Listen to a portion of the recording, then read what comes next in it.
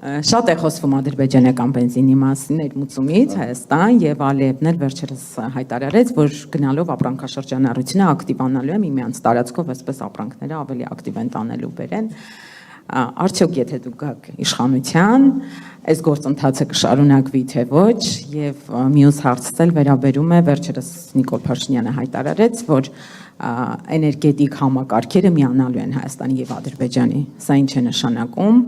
Լավ է թե վատ է ձեզ։ Շնորհակալ եմ։ Ինձ մի հատ հուշեք, դուք այդ թվերը ավելի լավ եք հաստատ հիշում։ Եթե չեմ սխալվում, նույնիսկ ասվեց, որ դրա շնորհիվ բենզինի գինը էժանացավ, չէ՞։ Հա, 20%-ով։ Հիմա ինձ կարող եք հուշել ինչքան է ներմուծվել։ Իմ հիշողությամբ 1200 տոննա։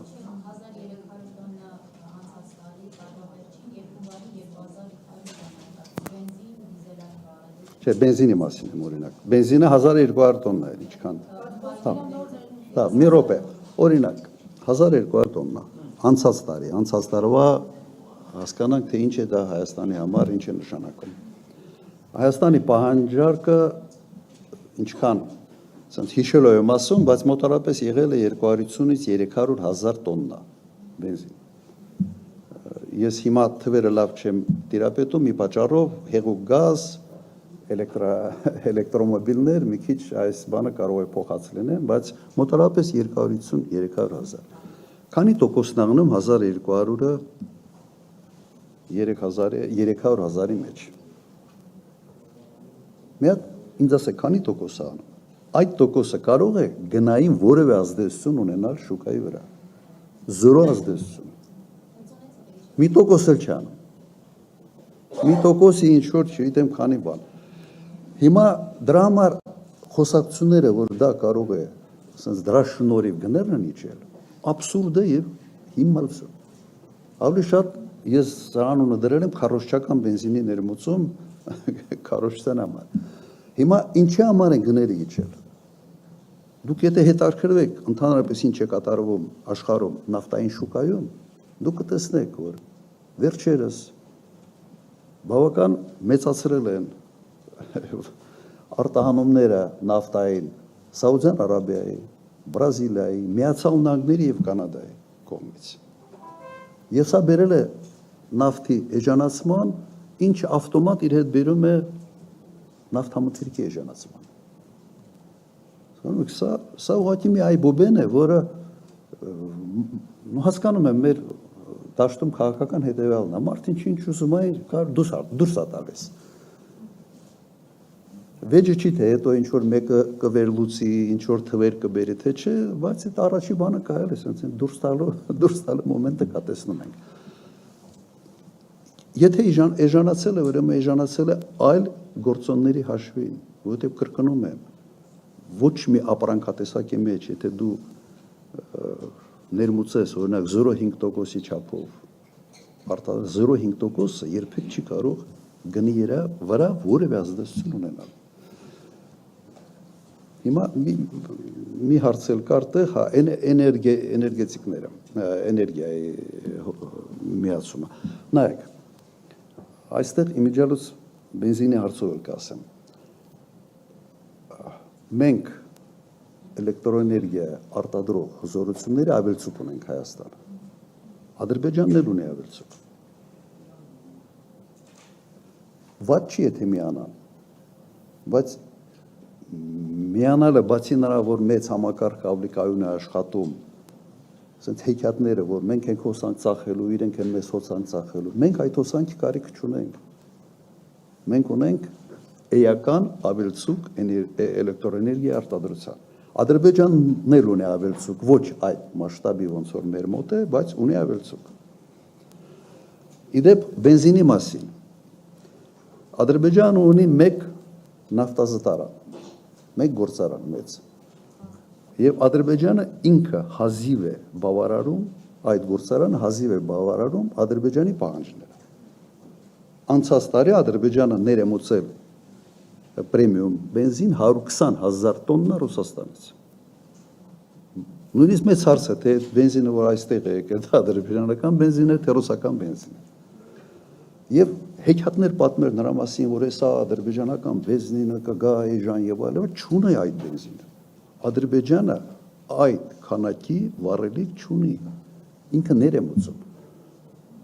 Դիզվառելիքով այո ինքը բավարարում է ամբողջությամբ իր պահանջները, մի քիչ էլ կարա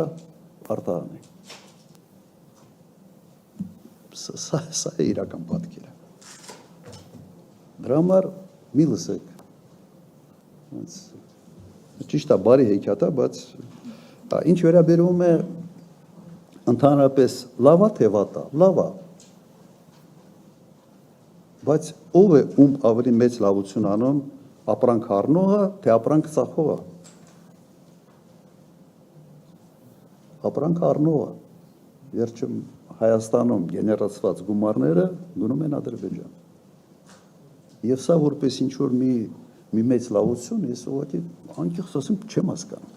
Ես 10 տարի նախագահ եմ եղել, երբեք վառելիքի ներմուծման մենք խնդիր չենք ունեցել։ Իդեպ վառելիքը բերում էինք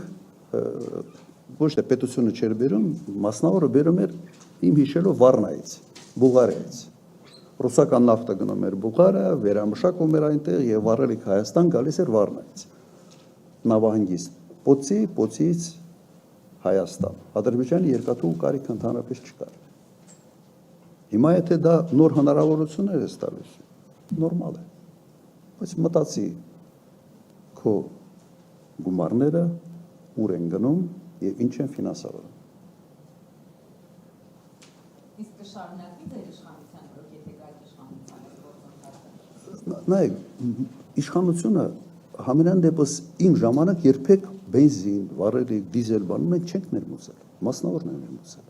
Հիմա եթե մասնավորի մոտ պարզվի որ էժան է Ադրբեջանից բերել, հիմա պետք է մտածել, եթե խաղաղության պայմանագիրը ստորագրվի, եթե ամեն ինչ նորմալ լինի, թող բերեն։ Ես մեծ կասկածներ ունեմ, որ դա այդպես է լինելու։ Բայց կրկնեմ, իրենք այդ քանակի վառելիք չունեն։ Ոչի չունեն։ Իրենք են ներմուծում։ Հիմա եթե պիտի ռուսական բենզինը ներմուծվի Ադրբեջան, հետո Ադրբեջանից գա Հայաստան որպես ադրբեջանական բենզին, ես առնում ու դնում են քարոզչական վառելիք։ Նախարարն էլ գնա սահմանում դիմավորի, ինչ որ պլակատներով բանով նստեն, ինչ որ բաներ, երգեր, լավ ամոթ է։ Ամոթ է, ինչի տեղ եք դերում է ժողովրդին։ Այդ մտածում են, թե ոչ մեկը մի հատ չի մտնելու, չի ուսումնասիրելու, այդ թևերին չի տիրապետելու եւ չի հանրայնացնելու, դա ամոթ է։ Եթե մի սուրճ խնդրեմ ինձ կբերեն, դեմ չեք չէ դուք, որ կասեն չարաշահում է իր բանը, դիրքը։ Խնդրեմ Հայելի հաջորդը Փաստինֆո։ Մարիամ Հակոբյան, Հայելի կետեմ, պարոն նախագահ, ես իմ հարցը կուզեմ ձևակերպել։ Շատ կներեք, մի բան կտրեմ, ես նույնիսկ այն ժամանակ մի անգամ զանգել էի Հեյդար Ալիևին եւ ասել եմ մեծ ծրագիր ենք անում լիսի հիմնադրամով ասֆալտ ենք։ Ես անձամբ զանգել եմ իմ գրասենյակից եւ իրեն առաջարկել եմ, որ բիտումը մենք իրենցից առնենք։ Այո, Իրանից էին բիտումը, ասի լավ էլ քայլան, մենք նաև սկսենք տնտեսական հարաբերություններ ձևավորել։ Ինքը ասեց, մի երկու օր դուր մտածեմ, հետ կզանգեմ։ Երկու օր հետո զանգելա, գիտեք ինչ ասել։ Ասելա, ճիշտ ես ասում, բայց մեր մոտ կարող է դա սխալ ընկալվի։ Ես որ այդ գործարքին գնամ, ինձ շատ լուրջ քննադատության տակ կհայտնվեմ։ Ես իրեն ասի լսիր, ես ինձ ավելի շատ պետք է Հայաստանում քննադատել, որովհետև մենք ենք առնում, փողը մենք ենք տալիս ձեր ապրանքը բերում։ Ասում եմ, գիտես, մի քիչ տրամադրությունները այստեղ ուրիշ են։ Դուք հաղթած կողմ եք, ու տրամադրությունները ուրիշ են։ Սա ուղղակի մեր խոսակցությունն էր։